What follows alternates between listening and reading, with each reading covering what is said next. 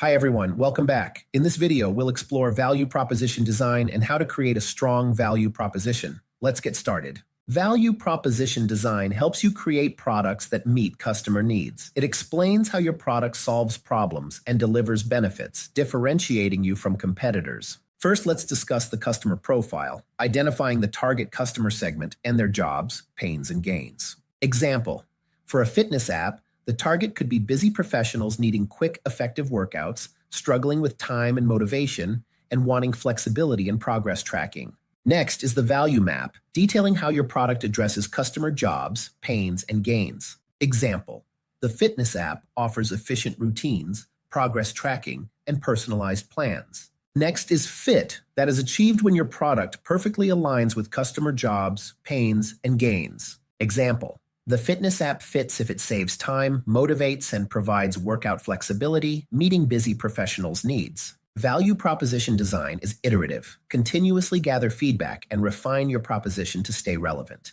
For a meal kit service, target busy families, solve time constraints and lack of variety, and offer convenience and diversity. This achieves a compelling fit.